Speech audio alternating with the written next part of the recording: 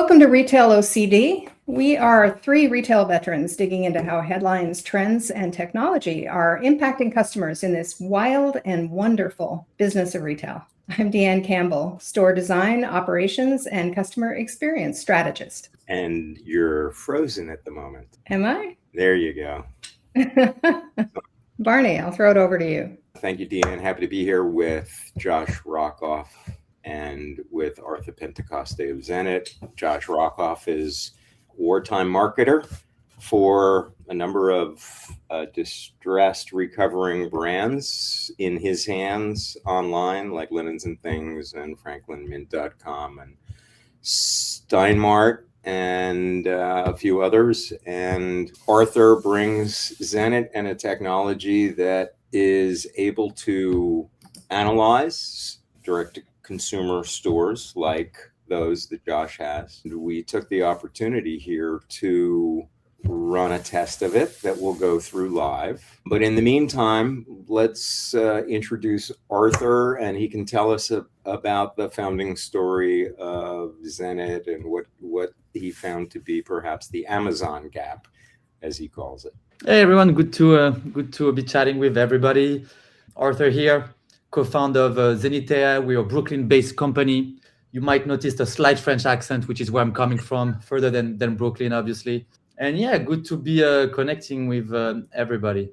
Founding story, as you mentioned, it started when me and my co-founder met and we noticed a gap.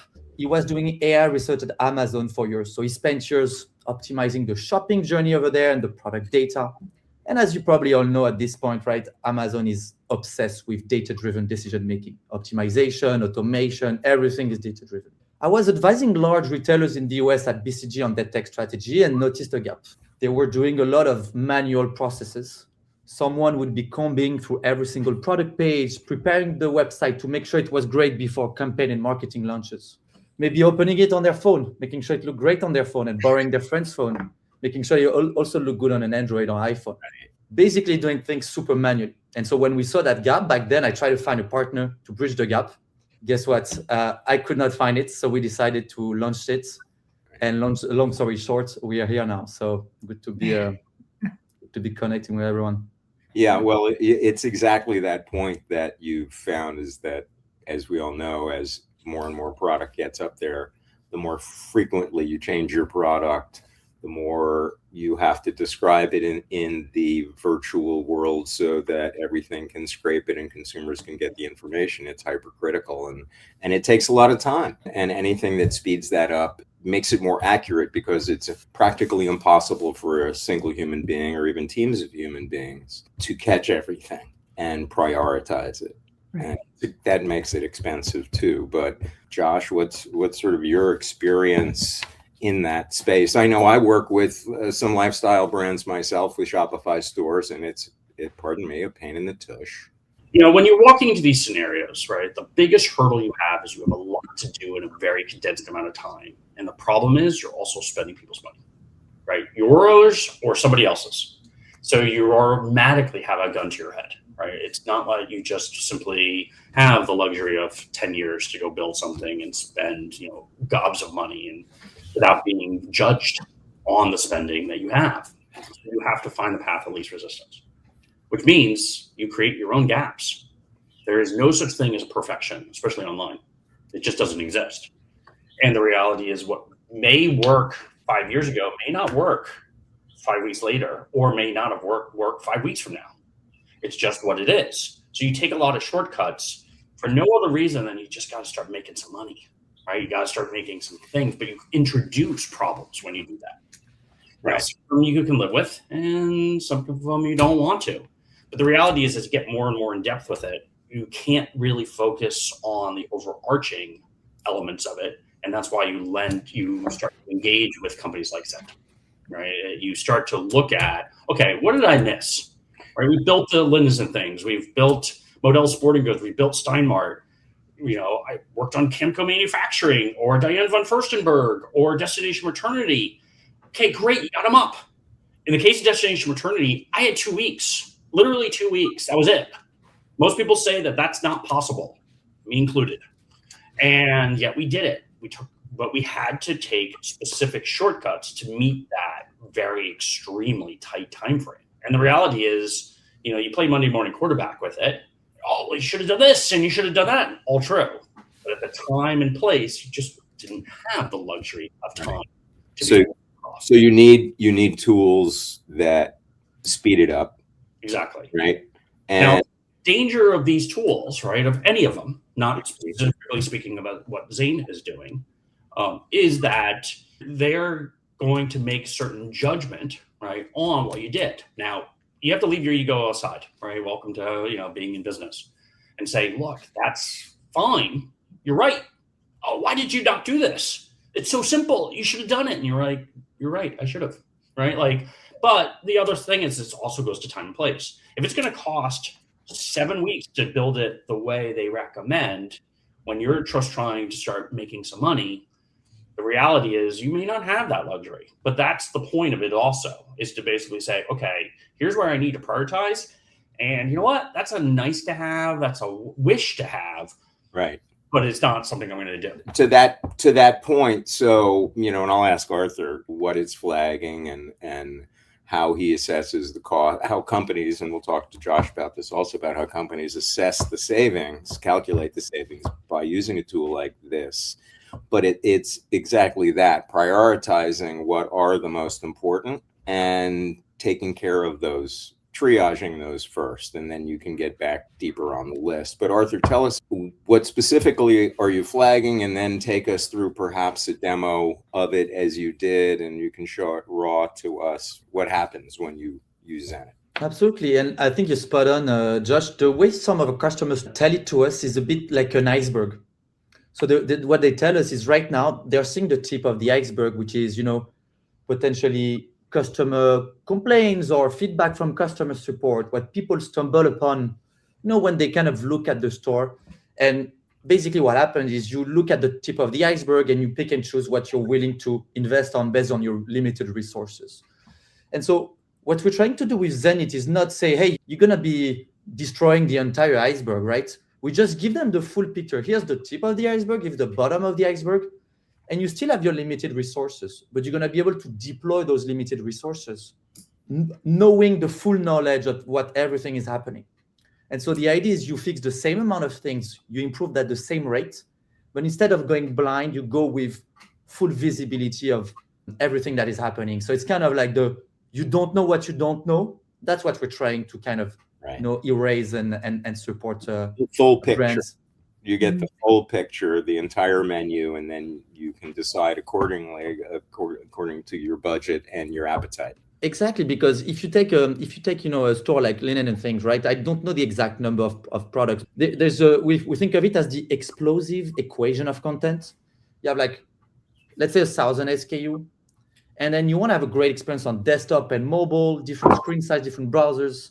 God forbid you may not be serving multiple languages, because if we start adding in languages, it's become, another mess of its own.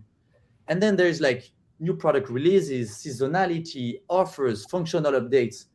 And we started with maybe 1,000 products, and all of the sudden we're talking about hundreds of thousands of combination ways to experience the store. And so that's a big iceberg to look at manually, is what we're seeing. And that's where the AI shoppers, AI agents can be helpful in fully covering it. At the end of the day, you have to find a path of least resistance, right? So my hope is, and we'll get into this with LinensNThings, I'm excited about this conversation. Yeah. Where are the lowest hanging fruit, or the fruit on the ground, which is the stuff that you can make money on right now? What are we missing, right? Those are where I'm going to focus. Because even the big guys, right? Even the businesses doing 600, 700, 800 million, they make a little tweak. It hopefully goes up by 20, 30, 50 million. The economies of scale are so much bigger. They could also go the other direction. But that's the big thing. And that's where the opportunity lies. So let's get into it. Let's see it. All right. Yeah. Roll the videotape. No, we sold the dream. Now we have to make it happen. So That's right. All right. So talking a bit about the concept as we jump in the live demo, what we do as Zenyt is simple. We create AI shoppers that mimic your shoppers. They're personalized to the brand, and they are smart. What I mean by smart is they're able to read, understand images, data, concepts, and they can do complex multi-step journeys. They can scroll, navigate, add discount code, try to redeem, purchase, go through a carousel, you name it, everything that a customer is doing, they can do. Whenever they find something, a friction, path to least resistance, you mentioned, Josh, they will flag it to the team, prioritized by impact, financial, and customer experience. And not only will they flag the findings, they will share detailed screenshots, links, information about the finding to support with root cause identification and resolution. So that's the theory. Let's go into the practice. Cool. Then this is Zenyt platform. What I did is I created an account for LinensNThings right before this call. And what you're seeing here is our library of AI agents. We built it along the years with experts like yourself. We keep building it. So if you have a good idea, please go for it.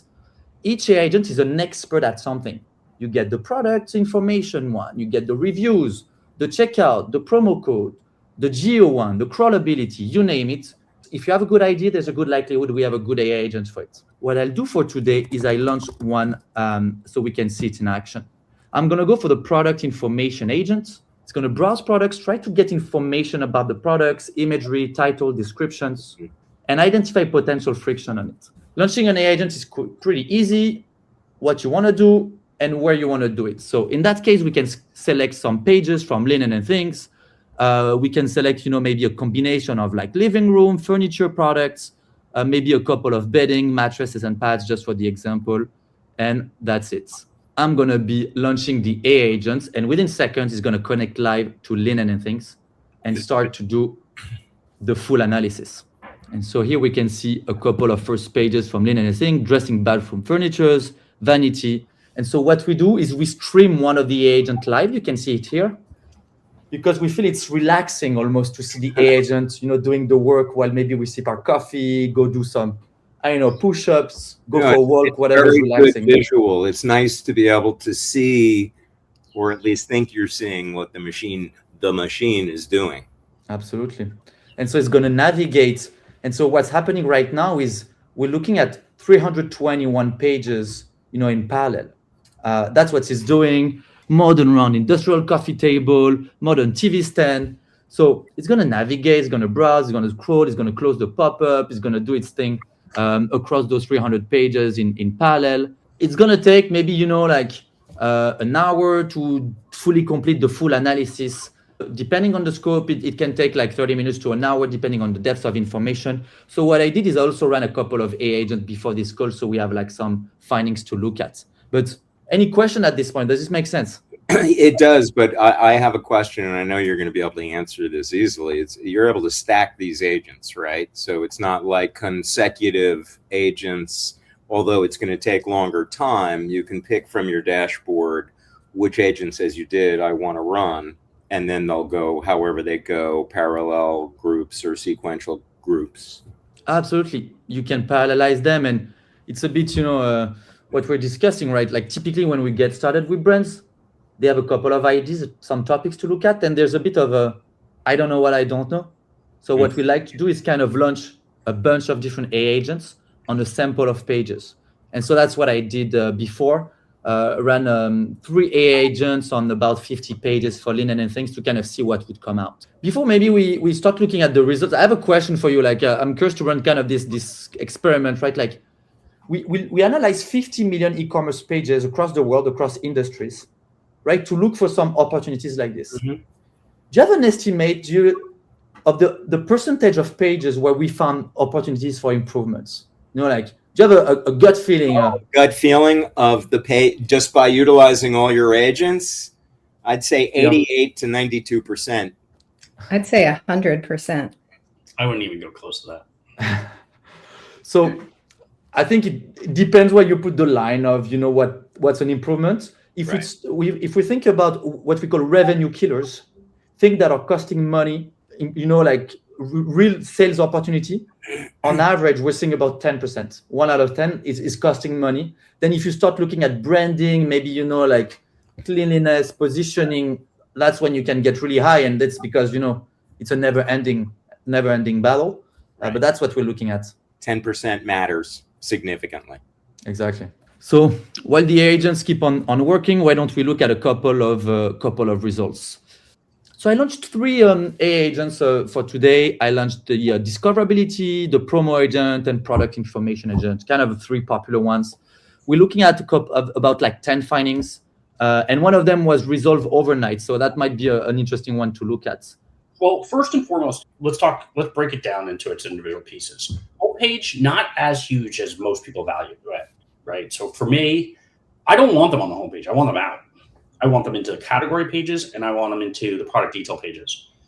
So first and foremost, I'd love to know from your view, when they get to a category page, is it confusing? Is it shoppable?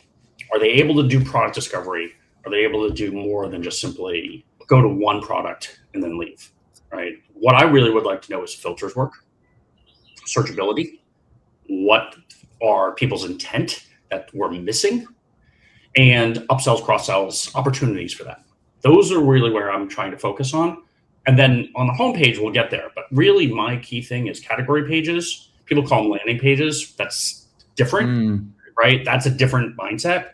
But my big question is, are people just sort of browse abandoning on the category pages because they can't seem to filter? We have too much product. We have to segment down. Or are they basically abandoning because we simply just don't have the right information available to them? Perfect. All right. So I think I have a couple of examples that should be connected to it. So let's look at some sample findings, and you let me know what that makes sense.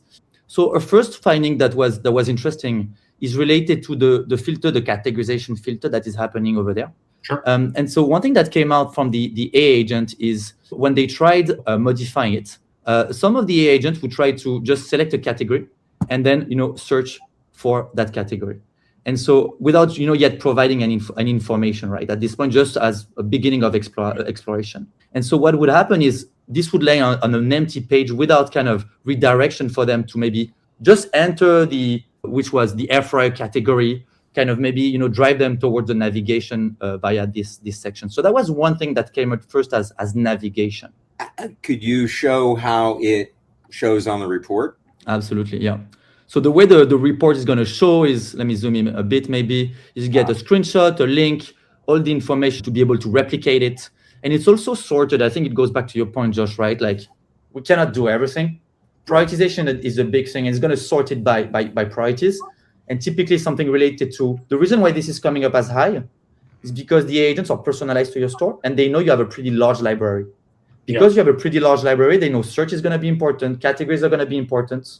And so they're able to, from the get-go, be relevant. This being said, we all have our specificities. You mentioned, you have your own priorities. We also give the ability to provide feedback for the agents. So it improves and learns your specificities and get better over time. And that enables, more and more relevant findings as we progress. There's a couple of kind of findings we can look at. Another one that came out a bit related to navigation. There's a couple of cool products that are being highlighted in the trending section on the top navigation. Unfortunately, some of them sometimes are sold out. So the reason why this was flagged by the AI agent is this is prime real estate, right? In the navigation, this is being highlighted. It would be better to highlight, ideally, like if you're highlighting a product, might as well make a product that people can buy. Right. And so we're seeing this right in the outdoor trampoline, or, I think the other one that the agent was highlighting was under, what are we looking? Right. So being able to remove items and replace that are out of stock and put them up with something live that is as equally compatible as an upsell side sell. Yeah. And bear in mind that this is just, a couple of pages and a couple of sample AI agents, but the goal here is to kind of show the breadth and depth. And from there, we can go full speed on where it matters most for you. So it sounds like categorization, navigation is a big topic.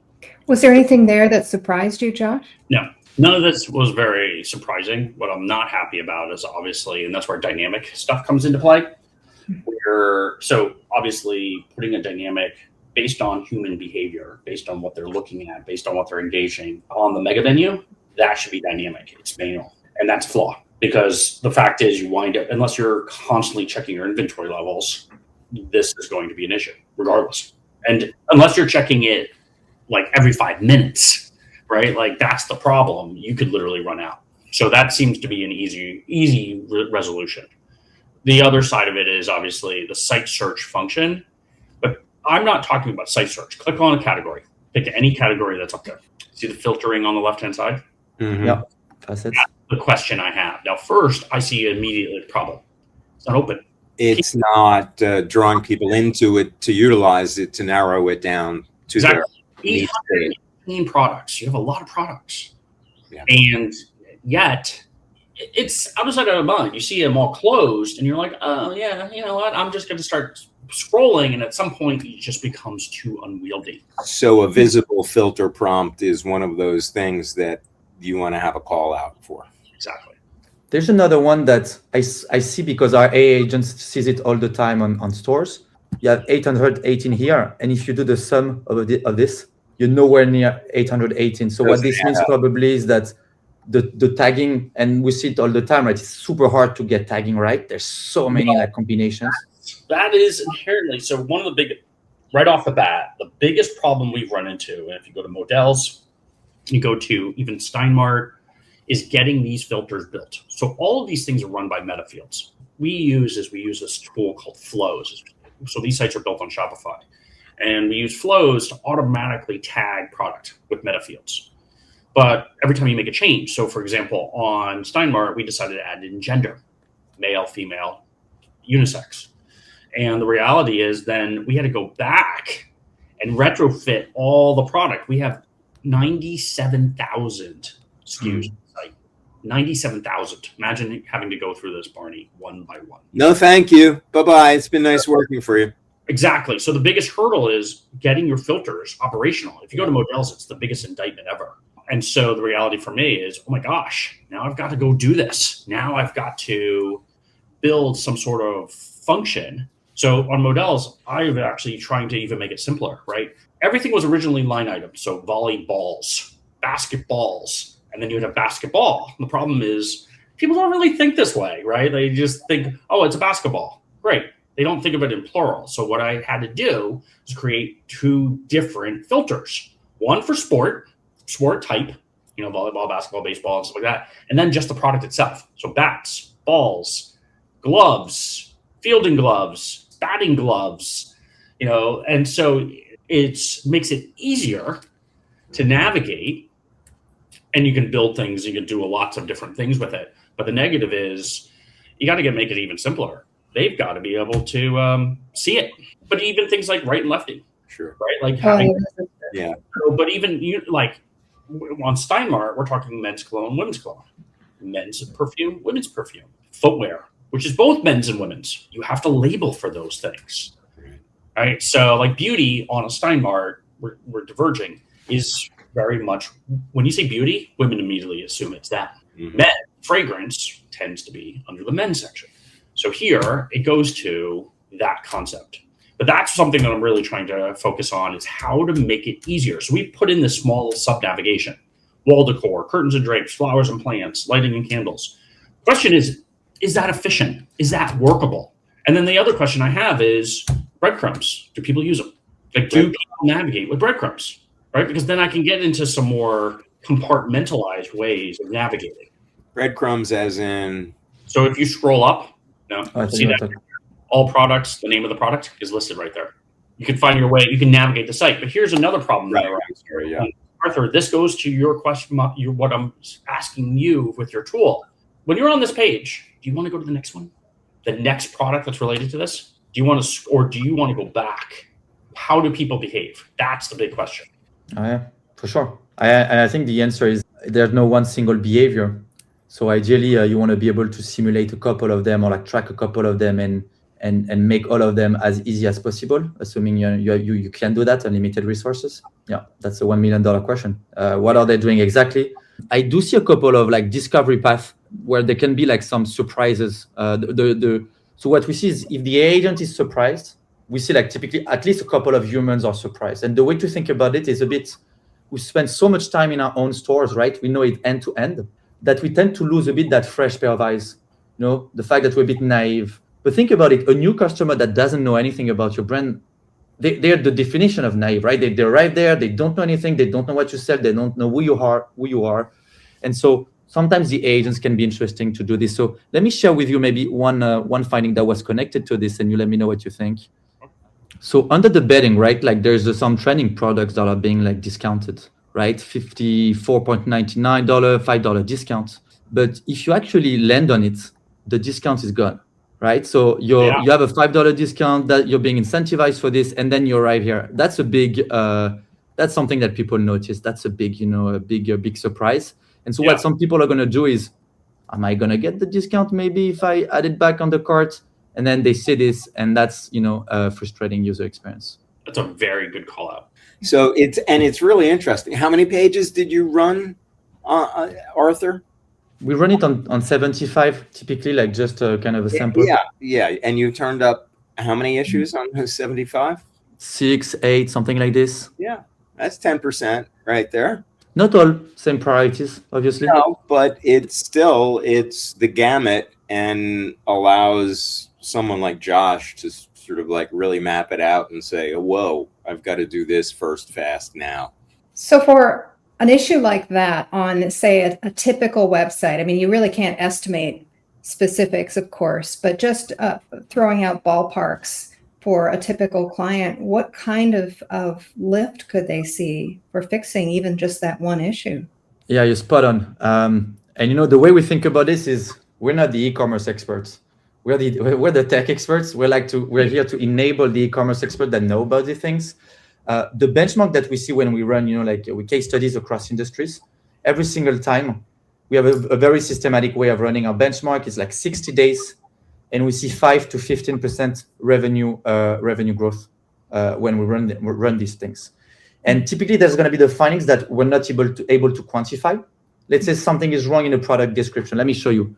There's a product description. It's a pillow, but the description is for a window. Okay. This is impossible to estimate because when someone sees this, light filtering, it says there's a rod right over there. So it's the description has been copy pasted from a window. We see it happen all the time. No one is going to A/B test this, right? People are going to fix it right away. So here's the bigger hurdle, right? We're not the ones generating the descriptions. We're using what's called marketplace, right? Which means we're sourcing from various different suppliers or other retailers. Right. We're not the one creating these things. So one of the biggest hurdles you have with running these types of sites is garbage in, garbage out. Arthur nailed it, right? There is no way I would have found every single product, which means you're now bogged down. You can't do your job if you're just focusing on getting descriptions done, right? So that is a very good call out. What's the action? Do you have an action thing? You telling me that this is an issue is great. What's the next step? Walk me through where you actually. Here we go. For lack of a better word, in some cases, data enrichment. In some cases here's how you can do it. Like, what is the sort of action portion of, okay, you've discovered it, now what? And it's kind of go back to the founding stories right from the get-go where we cannot be just insights. We have to be actionability because people are busy. If you don't help with actionability, you're not really solving the problem. You're just maybe exposing a bit more the problem. So we have a powerful functionality that is related to creation of the data. So whenever you see a finding, you can export it to roughly any way you may want to communicate it, whether it's just about communication, but also the pretty powerful way we have is export to data, and we learn your data system. So the way we do when we onboard brand is they give us an extract.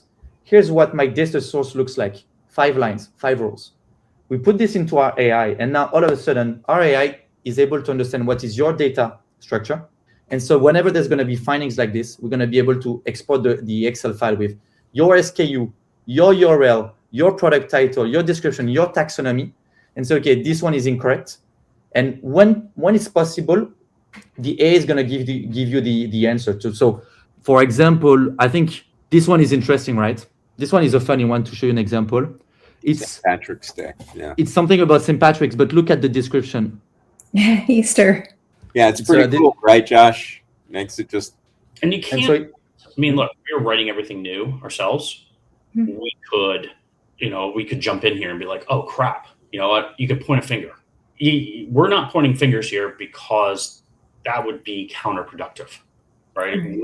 necessarily do it, it wouldn't solve the problem. The problem we have is it's coming from certain places. Well, don't you think then if you're getting this output from Zenyt that in this Excel that you're able to say, okay, these URLs are outer, and so therefore I can group them, send them off to where we're getting them from and hope for a fix.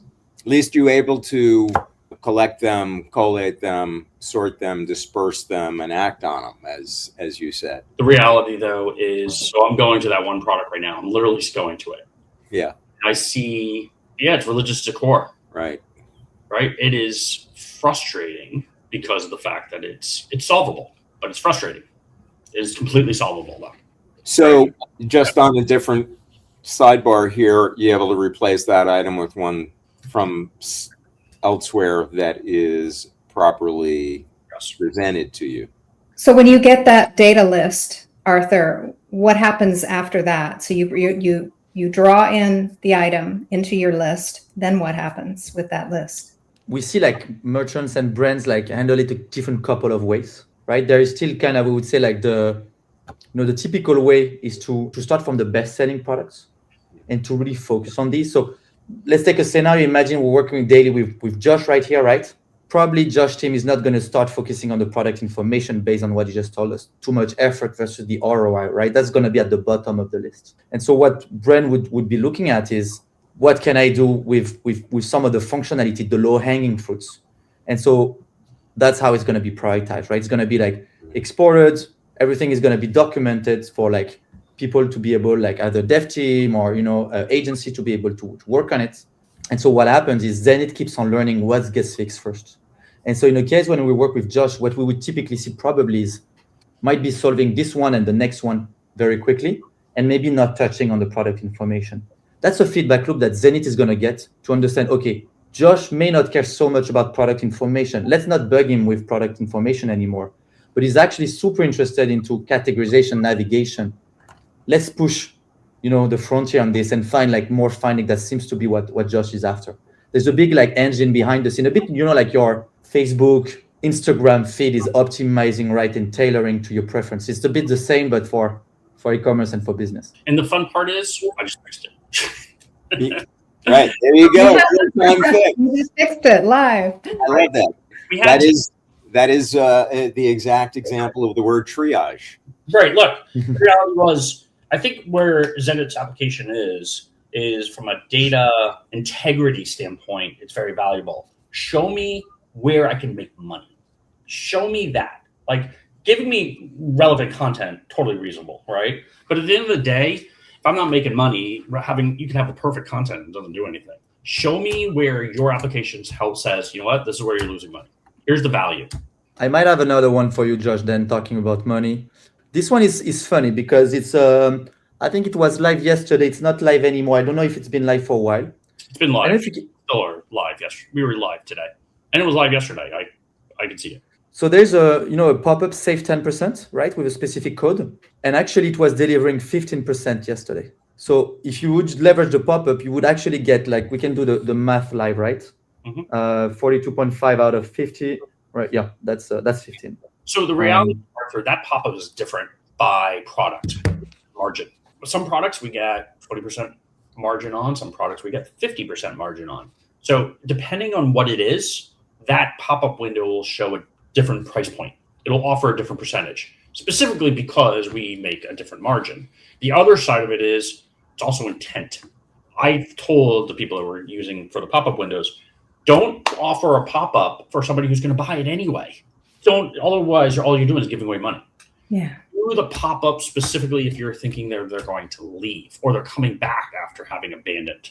And it's usually a time frame, right? So like I use Williams-Sonoma as the best example. Williams-Sonoma, if you put something in your cart, then walk away, the first thing you're going to get probably an hour or 2 hours later is like 10% off.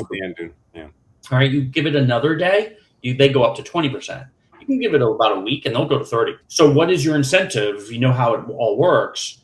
What is your incentive to buy it at full price? You just wait it out. Now, the negative is if you really want it, you're going to buy it.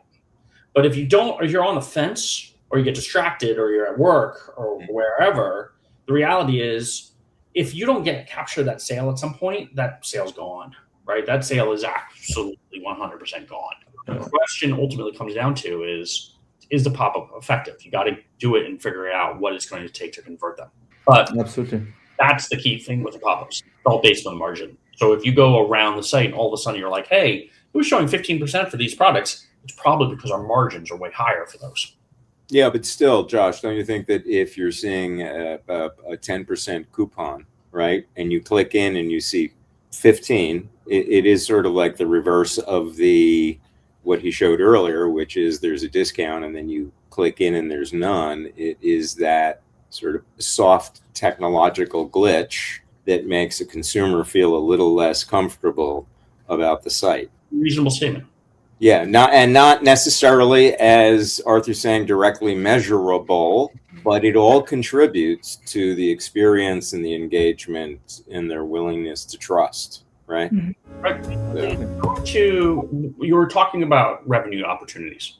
Show me beyond this one, which I agree with. There may be ways we can do this differently.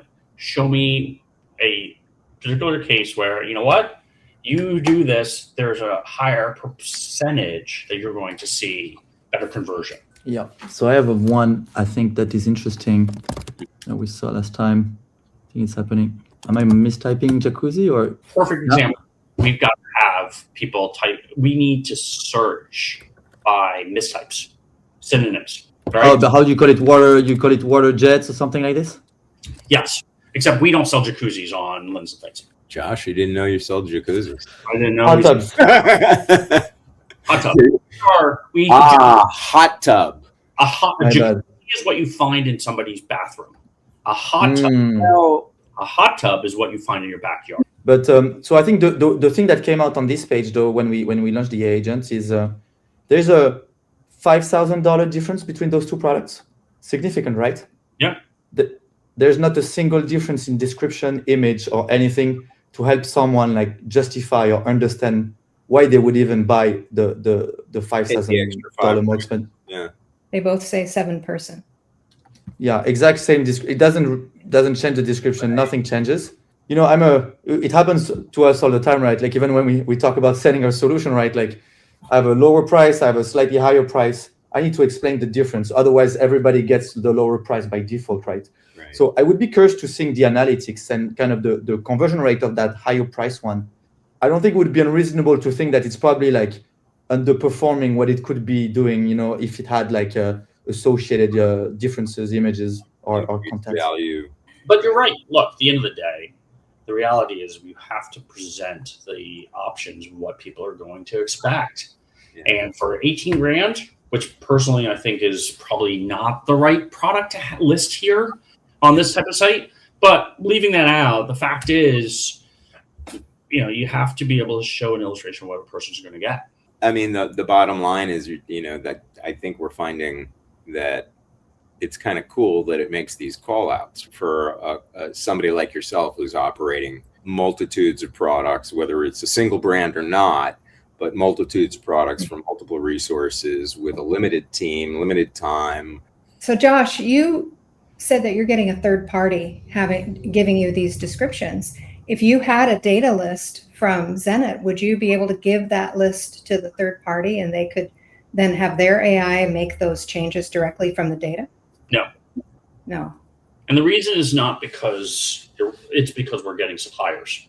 So these are all manufactured by different companies. The company here, I actually would have to look into who it is. I think it's Arcadia apparently, but here they are, they're supplying their product. They're not actually, we can go back to them and say, hey, we would like you to give us more descriptions, more pictures and stuff. So you're getting the descriptions from the supplier. Gotcha. Yes, for them. So what we could wind up doing is if it's something like this, I would go on the web and query and see if there's more of these out there and then go get it, right? But if this one doesn't have the pictures of it, there's not much I can do about it. No, just exactly what he's done. That's what we are doing. But again, it's now significant headache because now, like you spend 10 minutes, 15 minutes sourcing all that stuff. You've got 10 or 15 minutes to come up with this. It's a big lift. It's a really big lift. And with 97,000 products, you can't do that Can't do that. too many times. No. Look, the challenge is that where do you spend your time? And that's really what this comes down to. One like that would be important. If I were a shopper and I saw that, I would lose trust in that product. Yeah. I wouldn't buy it at either price because I would feel like there's something wrong. So Bait- that would probably be worth fixing. Right. But Bait you know. and switch is something I've heard more often than not recently. Is I'm going to take it offline, get where I need to be, and then put it back. Yeah, absolutely. But yeah, to your point, you can't spend all day on it. Exactly. You just can't. And that's, I mean, the cool thing about what Zenit's doing is he tells you where the problems are, so it gives you the shortcut. Yeah. The question I really ask you, Arthur, is, okay, now what? So what? Right? I hate that question. It makes it sound like you're being dismissive. But the end of the question is, okay, how do you help me solve it? I think you're spot on. I think the way we help make this like easier to solve is we have a framework that we call IPCP: identify, prioritize, correct, and publish. Yeah. We think like it would be crazy to think that it's all about identification. That's just one of the 4 letters to get you to the improvements. So what we do is we do the identify, we do the prioritize based on what's going to be bestsellers for you. So we don't have we haven't connected yet to your system, but we would not show you that hot tub unless it was top category priority for you, type of product that you're selling. And then correction, if we're able to get the data on your store, we're going to provide it to you. And what we're working on right now is the ability to be able to connect to your system and be able to publish the fix directly from the system. So that's kind of the next frontier where we're going, right? Is automating like data collection. So imagine you send an AI on that manufacturer store trying to find the image that is missing and then giving back to you and say, hey, I just found the link. Here's the link. Here's the text that is aligned with your tone of voice. Are you okay with me publishing? Yes, no. And you can just like do it right from there. So that's where the future is going. The way we're still seeing it like make an impact right now is that you probably have some people on your team that are like fixing it right now when they get a customer email, when they get some customer support complaints, when they stumble upon it. And the big thing is, you said it yourself, right? I have a limited time. Would you prefer them to be fixing, from a priority list that saw everything, or do you prefer them like fixing it first in, first out, kind of, retroactively? And so that's really how we're getting like the biggest impact at brands right now is really switching the mindset from reactive to proactive and like first in, first out to prioritize. Makes total sense to me. Arthur, you deal with some pretty significant brands, national brands, actually. When you deal with these clients and uncover some of these issues, who is generally most surprised at these companies, at what you find? I have to say, we don't meet a lot of very surprised people. They tend to be, I think, like aware of like some of them typically, not have a systematic way to find it at scale. So that's a big one that we see. This being said, because of the combination, especially when we start looking at mobile user experience and kind of this subtle user journey, that's typically when we find stuff that people did not know or could not even, find. They typically say it like this, like, I would never have found it. Right. And typically we're talking about, the head of e-commerce, e-com project manager. These are going to be the profile that we talk to, typically business people that know where the money is and just need a way to kind of like have the full picture, even if they may not be the most technical savvy. It doesn't really matter to them. To Josh's point earlier, I mean, you take a $600 million company that makes a little correction, and that's a pretty big lift. So the ROI is there if you make a couple of those changes. Yeah, absolutely. I mean, the other day, to give you an example, one of our AI was able to snag of $100 million brand, combine discount in a bit of a smart way, and the AI agent was able to get 5 products for 2 cents. Obviously, we did not give a credit card to our AI agents because we don't want them to go wild. But, at scale, if you have that kind of things, right, you just have a couple of like tens of people that leverage that discount code. And already we're talking about, several $1,000s of margin. It's interesting. Look, the reality is there's a huge value. The action-oriented portion of it is really where I would go with it. because at the end of the day, even just using AI, right? If you said, hey, look, this description is bad, look at it, it's the wrong description, generate the description. It's the one step more. And then obviously we'd have to figure out the publishing side. But even if it's just generated, then you copy and paste it in, right? That alone is insanely valuable, right? It's taking it, it's basically clotting it, for lack of better words, like Googling it. Now it's clotting it, right? Yeah. Look, at the end of the day, we're all really busy people who are building these sites. What we need help with is, where should we be focusing our attention? Where have we lost orders? So I would love to know if your tool could pull this, right? Once it has access, you did it from afar, but it has access and says, here's all your items are abandoned cart, and here's potentially why. Your descriptions don't match. Oh my gosh, I'm losing. If I have 45 products, so we obviously run multiple different websites. Franklin Mint, we have all these Funko Pops, and yet they're the highest amount of abandoned carts. Our number one abandoned cart is Funko Pops. Okay, let me find why. Right. That's where he uses a tool that Arthur's built, right? Which is, okay, here's why. Great. What do I need to do? Let's do some sort of call to action. Let's build a template. Let's, that's where these tools are valuable.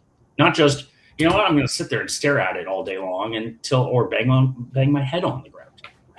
That's the key thing, that the value of what is Arthur's built. Now, Arthur, I'm going to challenge you. Give me a call to action. Give me hey, Josh, this is what's missing. Oh my gosh. Okay, great. Next step. Here's what it could look like. Here's a rendering of it. Here's a generation of it. So now you have, here's what I got, and here's what it could be. Right. Right. That's value. Real value. That's that's, as you said, finishing the last mile of it as well.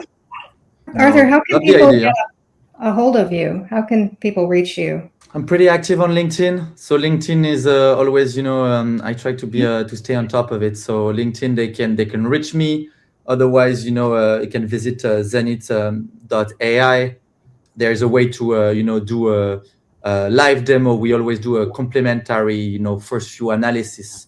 We know this is a new technology. We want people to be able to try it, get a first few findings, and then dive where it matters most. So always happy to run a couple of light demos with Barney's friends. Yeah, well, I want to thank Josh Rockoff for bringing in LinensNThings as a guinea pig, as it were, so we could so he could really see how it worked, because he's sort of like the prototypical use case for your technology. So I wanted him to be here to poke holes in it, and it doesn't seem to be too many holes, other than you wanted to do all the work for you, Josh. Well, the reality is that when you run a small team, right, and to be blunt, welcome to the age of AI, right? We're a small team, right? 3 people in total. Like, Arthur passed a comment, he goes, oh, you can get your team to do it. I'm like, which one? Right. Well, and that's why he's taking it that final step, not final, but that next step, which will be, okay, let's generate it for you. And then, as you said, then finally that last step, which is the publish part. And we probably broke a record today of the fastest, resolution finding ever. Yeah, right. Well, they were interesting. Yeah, very interesting. Very cool. Well, Arthur, c'était un plaisir. Moi aussi, pareillement. Oh, come on. I don't speak any languages. Like I said, I barely speak English. So. Well, this was a great pleasure, and certainly you should give me a call. Arthur, thank you. Really a pleasure. Deanne, Josh, Arthur. See you guys next time. Bye-bye.